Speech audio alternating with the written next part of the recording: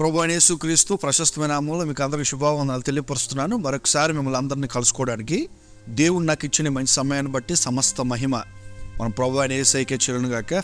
ఈ గోల్డెన్ ఇంట్స్ అనేటువంటి YouTube channel మీరు అందరూ కూడా చక్కగా ఫాలో అవుతున్నారు. చక్కని రెస్పాన్స్ మీ నుండి మాకు అందుతూ ఉంది. కనుక ప్రభు చిత్తం అయితే కొత్త అంశాలు మీ ముందుకు తీసుకొని రావడానికి మేము ప్లాన్ చేస్తూ ఉన్నాం. చరిత్ర ఆధారాలతో కూడినటువంటి సందేశాలు కూడా మీ కొరకు తీసుకొని రావాలని ఎంతగానో మేము ప్రయాసపడుతున్నాం. కనుక చక్కగా మీరు కొత్త వారు ఎవరైనా చూస్తూ ఉంటే ప్రభునందు ప్రియులారా మరి లైక్ చేయండి, షేర్ చేయండి, సబ్స్క్రైబ్ చేయడం దయచేసి మీరు మర్చిపోవద్దు. ఆ పలు చోట్ల వినబడుతున్నటువంటి మాట ఏమిటంటే, యూఫ్రటీస్ నది ఎండిపోతుందా? యూఫ్రటీస్ నది ఎండిపోవడానికి గల కారణాలు ఏంటి? యూఫ్రటీస్ నది ఎండిపోతున్నది అనడానికి హరిమగిద్దోను యుద్ధానికి సిద్ధమా? యూఫ్రటీస్ నది గురించిన వివరణ ఏంటో బైబిల్ నుంచి మనం చూద్దాం. యూఫ్రటీస్ నది ప్రపంచంలో అన్ని నదుల్లో ఉన్నట్టు పొడవైన నదుల్లో ఒక నదిగా మనం పరిగణలోకి తీసుకోవచ్చు. సుమారుగా 2800 కిలోమీటర్ల అంత పొడవైనటువంటి నది.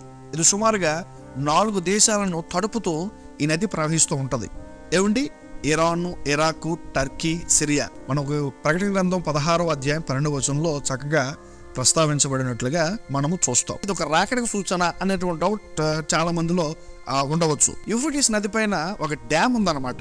ఆ డ్యామ్ ఏమి ప్రపంచానికి పరిచయం చేస్తుందంటే, నీటి మట్టం ప్రతి ఏటా కూడా తగ్గిపోతుంది అనే విషయాన్ని ప్రపంచానికి పరిచయం చేస్తూ ఉంది.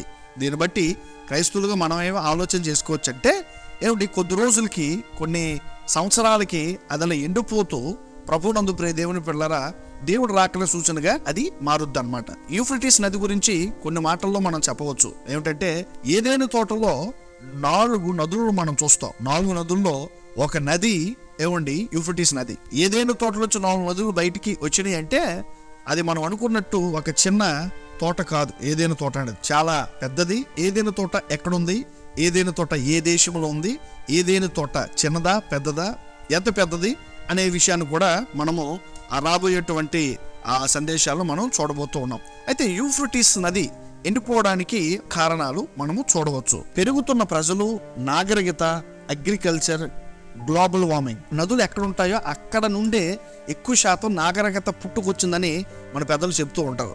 ఇప్పుడు ఇది ఎండిపోవడానికి గల కారణం ఏమిటంటే, లక్షలాది మంది ప్రజలు ఇబ్బందులు పాలవుతున్నారు.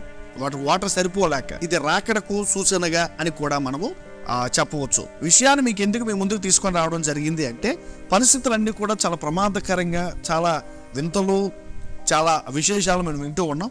ఇలాంటి పరిస్థితుల్లో క్రైస్తుడు ఎలా ఉండాలంటే, క్రీస్తు రాకడకు సిద్ధపరచబడి ఆయనకి ఇష్టాన్ని నెరవేరుస్తూ, ఆయన చిత్తాన్ని చేస్తూ, ఆయన కోరుకున్న జీవితాన్ని మనం కలిగి జీవించినప్పుడు ఖచ్చితంగా దేవుని రాజ్యంలో మనం ఉంటాం. ఎందుకంటే యేసుప్రభు భూమి మీదకి వచ్చి 33 సంవత్సరాలు బ్రతికి తన జీవితాన్ని మనందరి కొరకు సాక్రిఫైస్ చేశారు. కాబట్టి మన కోసం త్యాగం చేసిన దేవుని కొరకు ప్రతిరోజు, ప్రతి క్షణం, ప్రతి నిమిషం, ప్రతి గంట, ప్రతి సెకండ్ కూడా తప్పిపోకుండా సాక్ష్యాన్ని కాపాడుకొని దేవుని ఇష్టాన్ని చేస్తూ, దేవుని ఇష్టానుసారమైన జీవితాన్ని బ్రతుకుతూ ఆయన రాకడ కొరకు మనం సిద్ధపరచబడిన వారమై ఉండాలి. ఇలాంటి పరిస్థితులు మనం చూస్తూ ఉంటాం.